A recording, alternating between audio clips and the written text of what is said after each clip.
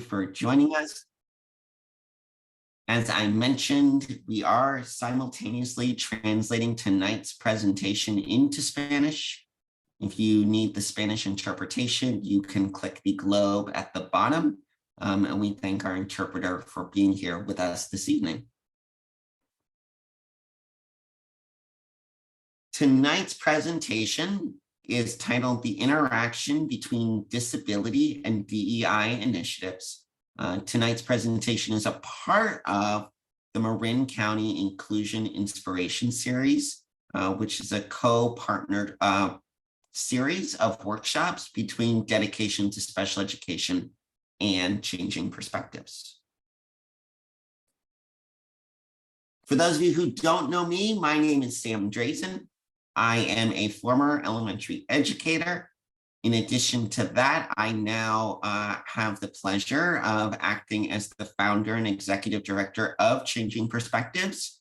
And one of the major things that I do in that role is present to school learning communities, whether that be parents, administrators, students, educators, around issues of disability, inclusion, DEI, school climate, and school culture. My email address is up here on the screen, and it will also be put into the chat. You are more than welcome after tonight's workshop to reach out to me if you'd like to discuss any of the topics further.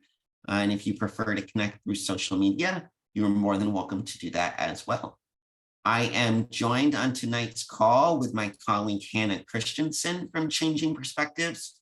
She is going to help us manage all of the back end. And so if you have any challenges with Zoom or technology, feel free to send Hannah a chat by clicking the chat button at the bottom of your screen.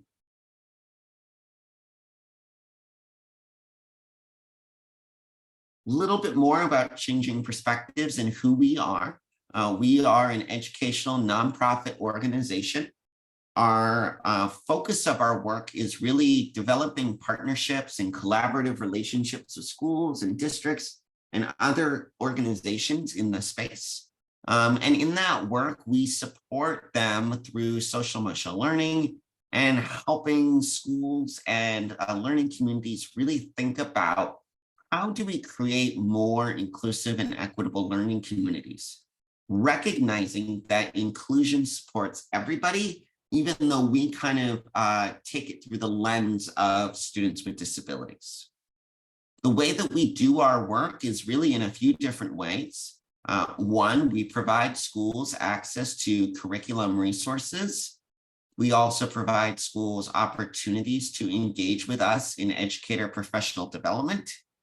And lastly, we support schools and learning communities like we are tonight through family engagement workshops. If you'd like to learn more about Changing Perspectives and the work that we do, I encourage you to check out our website, which is listed up here on the screen and is also being dropped into the chat, as well as follow us on various social media platforms.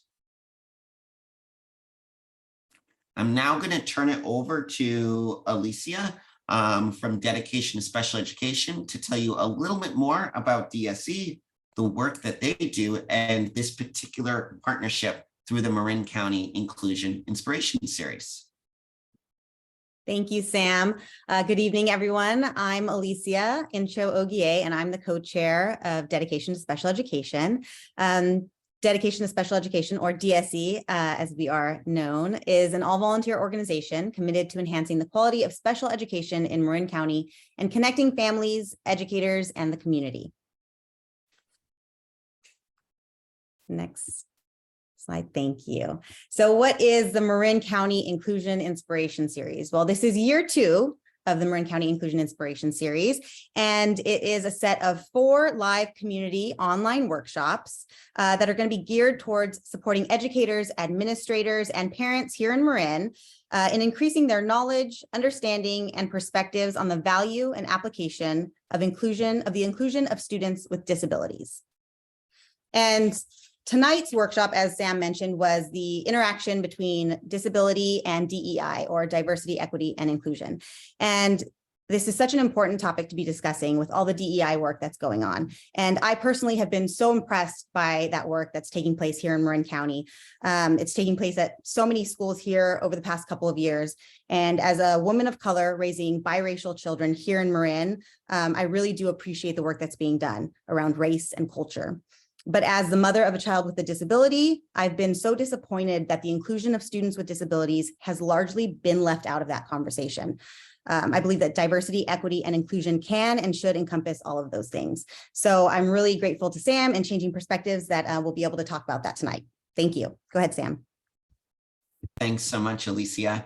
And I would encourage everybody to check out the Dedication to Special Education website so you can learn more about the other upcoming workshops that we have. These Inclusion Inspiration Series are really fun, they're really engaging, and it really is a series to inspire, a series to engage us.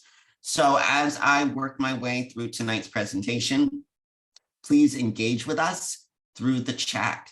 So I always invite participants, throw your questions in your chat, throw your reservations about what we're talking about, throw your aha moments, throw a resource, throw in just something that really resonates with you. Hannah from Changing Perspectives will monitor the chat. We will dedicate some time at the end of the presentation this evening to engage in a conversation collectively for those of you who've joined us, really to answer your questions and talk about any of your takeaways. So tonight's agenda is really divided up into 3 areas. We're going to start by talking a little bit about perceptions of disability and really recognizing disability as diversity. Then we'll transition the conversation to really engage in what is intersectionality and how does disability really connect to the work around DEI. And lastly, we'll end tonight by talking about ableism and ableistic perspectives, because ableism and ableistic perspectives really harness a lot of power in our ability to move this work forward, to connect disability as our work with DEI, but it also harnesses the power to not move this work forward and for us to kind of stay somewhat stagnant. So let's first start by talking about perceptions of disability. So disability is really a form of diversity. And as Alicia said, in schools and in societies with this DEI movement, we tend to neglect disability being a part of that conversation. I'm sure when you hear DEI, you think immediately of race, maybe gender, maybe socioeconomic, maybe language or ethnicity, but for whatever reason, disability is devoid of that conversation. And so we have to start to shift our mindset and recognize that disability is a form of diversity in our schools and in society at large. Each one of us, everyone in the world, has had an experience interacting with, being related to, associating with someone who lives with a disability. And those interactions, experiences, and relationships oftentimes drive our perceptions of disability, and our perceptions influence our behaviors and our actions. So if we've had positive experiences and interactions around inclusion of individuals with disabilities, our perceptions are positives, our actions are going to be more welcoming to these ideas.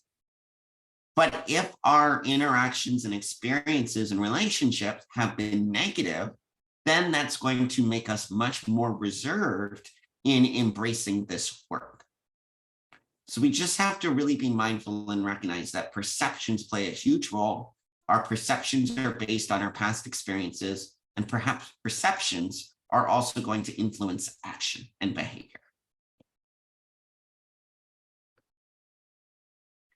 Disability is actually the largest minority in the world.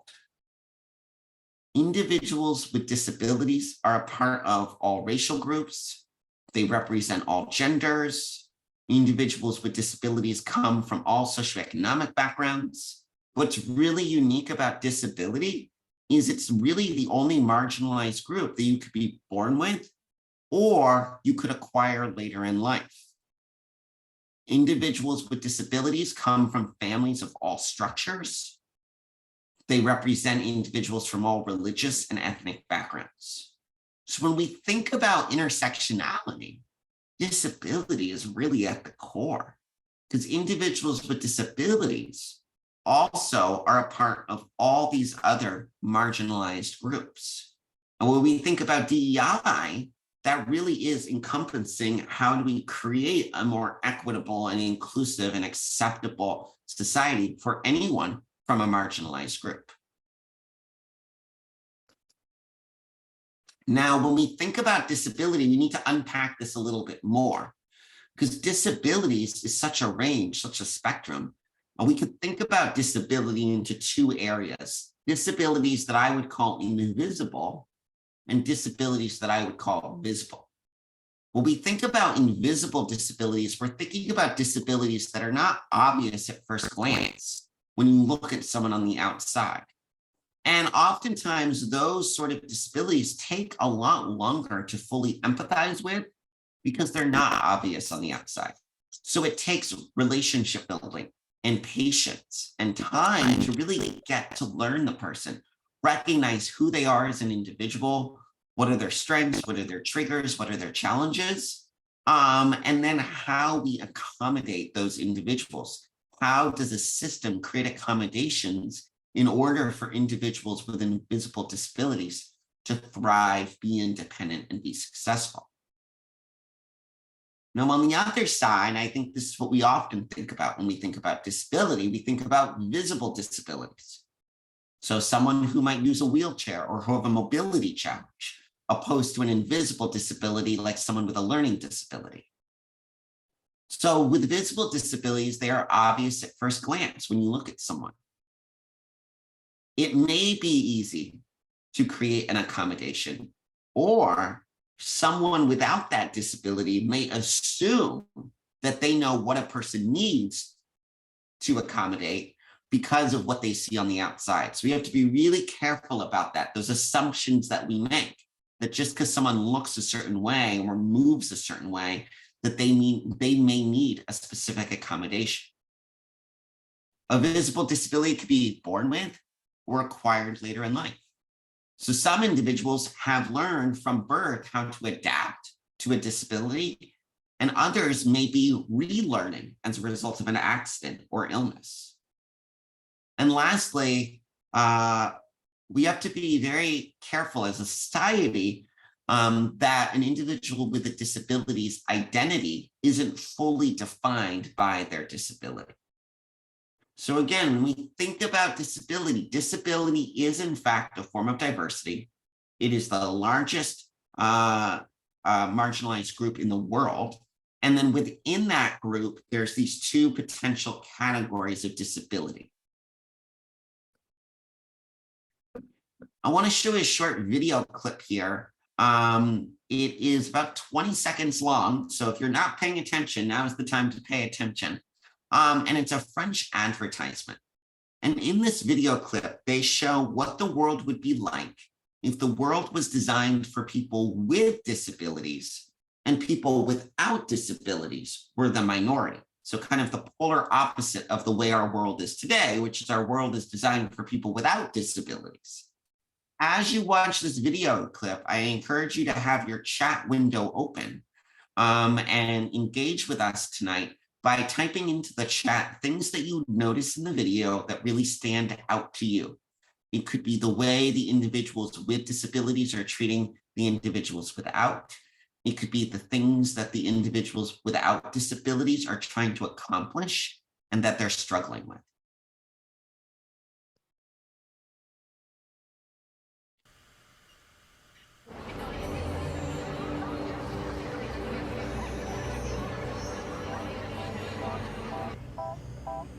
Hello, I'd like to open a bank account.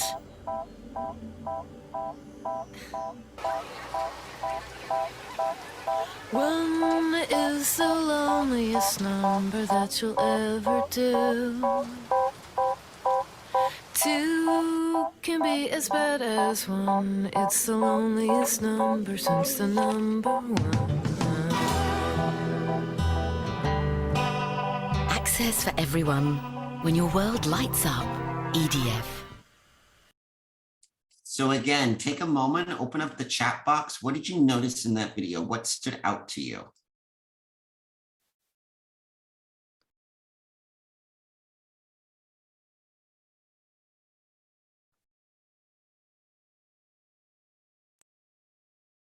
Thanks, Maggie, for getting us going here in the chat.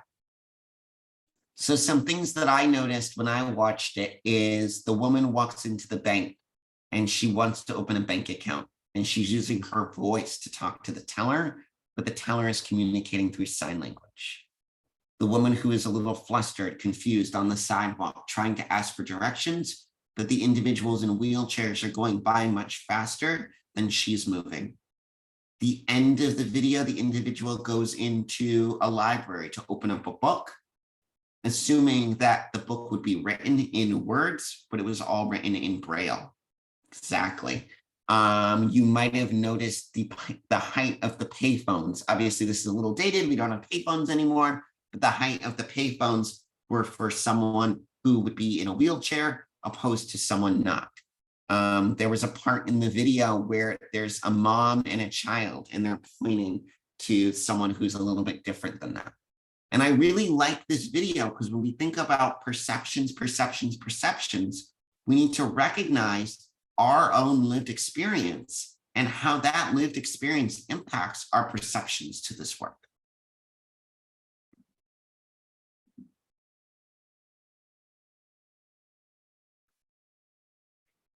The way we perceive the world is based on our own past experiences.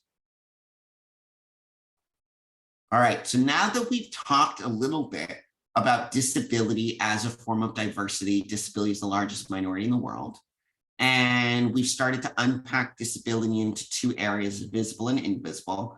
I want to now take what we just talked about and apply it to this concept of intersectionality and DEI. The first place we need to start is talking a little bit more about DEI. DEI is such a buzz, it's not even a word, it's an acronym. It's a buzz acronym these days, right? It's very trendy. And I think a lot of times when people lump it together, they lump it together in one bucket. But in fact, DEI represents three different things: diversity, equity, and inclusion. But we have to be really careful when we throw around these buzzwords or buzz acronyms, because people hear it so much that they think they know what it is without taking the time to really unpack it. So let's look at this screen here and really talk about, like, what is DEI? So DEI is broken up into three areas, right? We have diversity. Diversity is the presence of differences, right? Whatever those differences might be. It might be gender, it might be race, it might be ability, it might be disability. But diversity is we have a variety of people coming to a common area, whether that's a school, a church, a workplace, a sports team, a variety of people that each have their own unique differences. Equity. What is equity? Well, equity is essentially the promotion of justice and fairness within our procedures, our processes, and the distribution of resources by institutions or systems. So in order to create an equitable environment, we need to first think about who are our constituents, what diverse backgrounds do they come from. Looking at the green bucket on the far right of the screen, we now have inclusion. Inclusion is an outcome. Inclusion is the outcome that all of these individuals, regardless of their differences, are welcome and feel welcomed. And I want to just acknowledge that there is a new movement now to add the letter B to the end of this trendy acronym. So it would now be DEIB, the B standing for belonging. So next time you hear someone talk about DEI in a very casual manner, take the time to help them fully understand, like, okay, what is diversity? What is equity? And what is inclusion?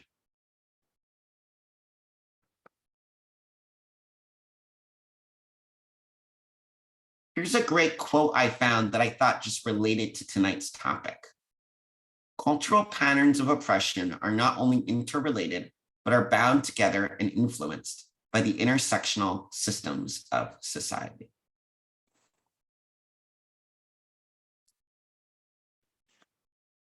So intersectionality is also sort of a buzzword that people are using these days. And what I wanted to put here on the screen is just a graphic that I think represents what we're talking about today. So intersectionality, whether that's race, ability, gender, socioeconomic groups, right? All of the different components that make up who we are, all of the different identifiers of who we are, where we come from, our perceptions in the world.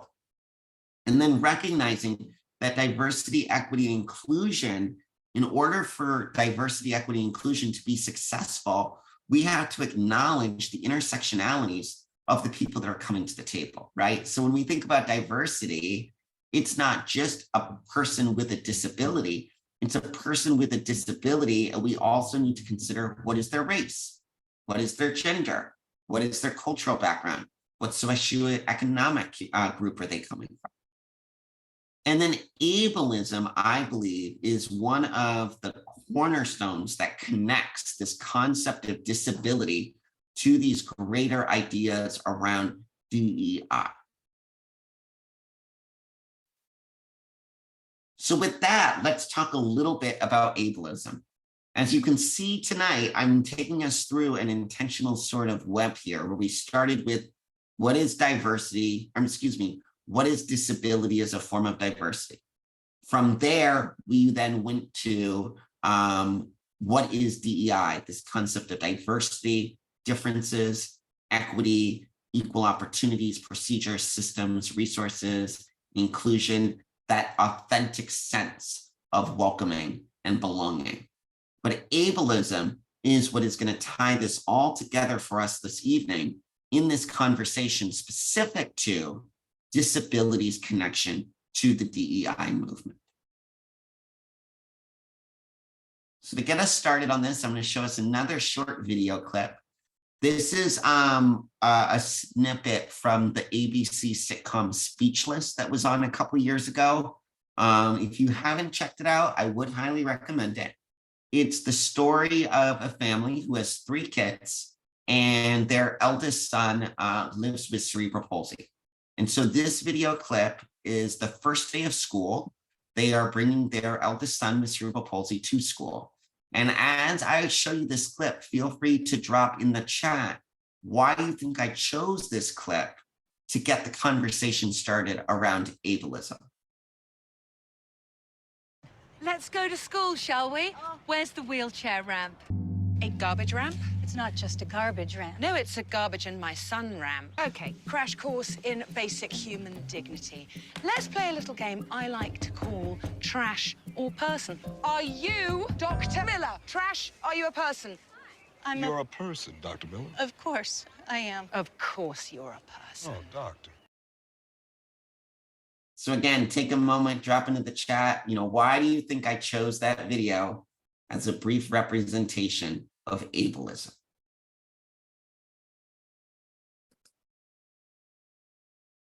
So ableism is essentially discrimination or social prejudice of individuals with disabilities. It is an ableistic mindset, is essentially the idea that people with disabilities need fixing or are not equal to those without disabilities.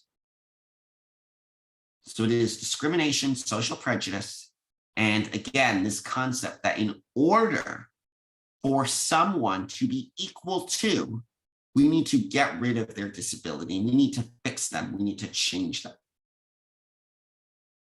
Now, as you could see, I really like unpacking things. I think for those of you who've been on one of my trainings, I use that word a lot. We unpacked, disability into visible and invisible. We unpacked DEI into a definition of diversity, equity, and inclusion. Now we're going to unpack ableism. But the way we're going to unpack ableism tonight is in two areas: unintentional ableism versus intentional ableism. So what is unintentional ableism? So unintentional ableism would be things like helping someone with a disability without their permission. And this kind of connects to the earlier slide when I talked about a visible disability. And sometimes an individual who doesn't live with that disability will assume that they need to help someone in a certain way. That is at its core unintentional ableism.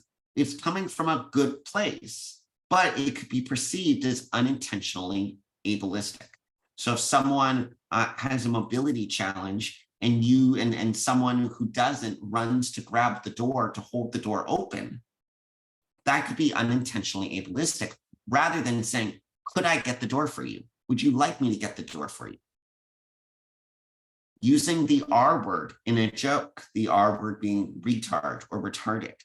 So oftentimes we hear that word in songs, comedy, or comedians might use it in a joke, in movies, and oftentimes we're told, well, it's just a joke, I'm just kidding. Well, it's actually unintentionally ableistic.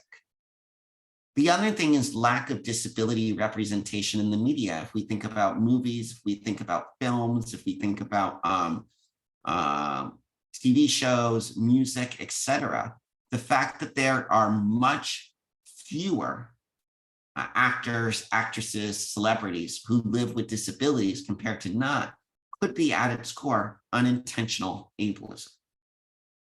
So let's look at the other side now. What is intentional ableism? Well, intentional ableism is intentionally making fun of individuals with disabilities, right? And we do hear stories of that happening more frequently than we would like.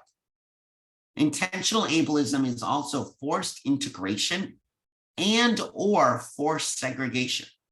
So any sort of community that is forcing individuals with and without disabilities to be together, that's intentional ableism. And or at the same time, forced segregation. And lastly, requirements that may exclude those with disabilities. So the classic example that I use would be like in schools. So maybe there's gym class and all the students with disabilities from the SDC classroom are joining their gen ed peers in the gym to do a gym activity, except that the activity in the gym, the students with disabilities can't participate. It isn't made for them. So they're sitting on the bleachers watching everybody else participate. At its core, that is intentional ableism. So next time you hear the word ableism or ableistic perspective, really recognize there's two buckets of ableism. There's this idea of unintentional, and as well as this idea of intentional. Now, another model that can help us really kind of digest this and think about this work is something called the medical model versus the social model of disability. And as you'll notice as I go through this, the medical model is much more ableistic than the social model. But this model really plays a role in this idea of disability and intersectionality, and disability and DEI, our perceptions to it. And are we as a society more in the medical model? Are we more in the social model? Or are we somewhere in between? So the medical model of disability is the perception that disability is a deficit, right? It's that idea that disability is a bad word. It's a negative word.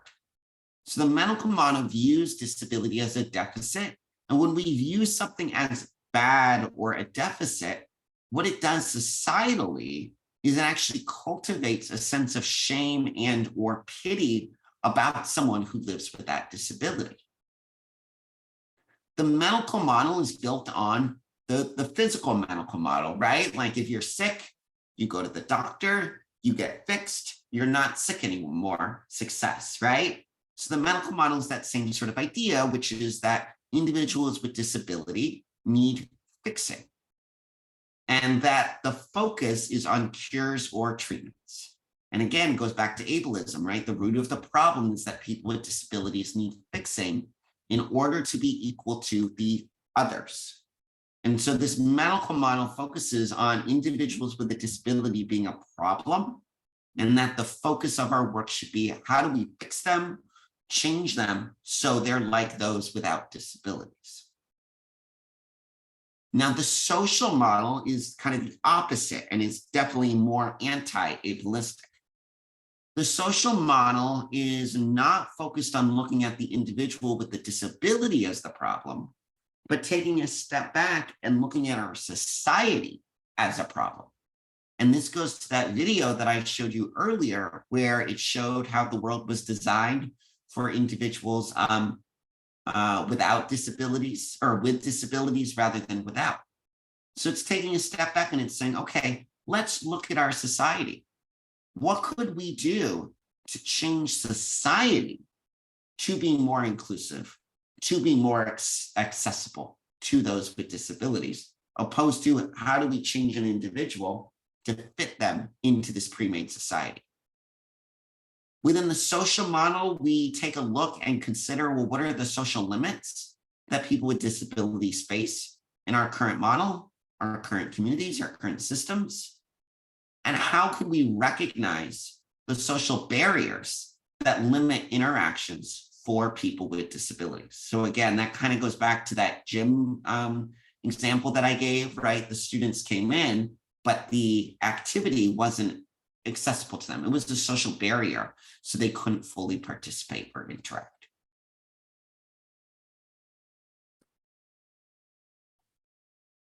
I want to now share a short video clip by Carrie Gray. Carrie Gray is a Black woman who lives with a disability. And I think in the next 2 minutes, as you watch and listen to Carrie, you'll be really kind of touched by her words. And I think it'll help start to bring together the 3 things that I've already talked about this evening around disability being the largest minority in the world, this idea of invisible disabilities, this idea of what is diversity, equity, inclusion, and lastly, this concept of ableism in the social and the medical model. My name is Carrie Gray. Carrie Gray is a Black disabled woman, and there's power behind that. In the United States, 1 in 4 in the Black community have some type of disability, whether that's visible or invisible. Historically speaking, organizations and institutions have shown us that they want to identify with one thing and build power around that, build influence and access. And I get it, right? So this idea that you have disability rights, you have women's rights, you have LGBTQ rights, and those kind of different pockets are really building a strong narrative. But the thing that I find to be harmful is when we're not building in coalition.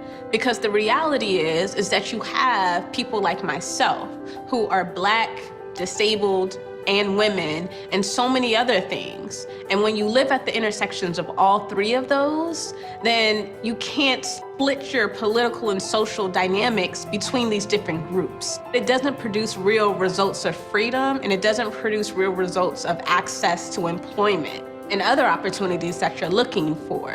I'll give one example on this. So the Black Lives Matter movement. When it was created in conjunction mostly with a lot of young folks. What was unique about this particular movement was the intersectional philosophy that was built upon. The folks getting up and saying, we are not just fighting for one narrative, but we are specifically fighting for folks who are on the margins. We are fighting for Black folks who are also LGBTQ, who are women, who are femme, who are trans, who are disabled. They named it. They saw like their people across the country and said, I'm fighting for all of you, not just some of you, not just the ones that have traditionally gained power and access. And that gives me a lot of hope, because no one wants to be left behind.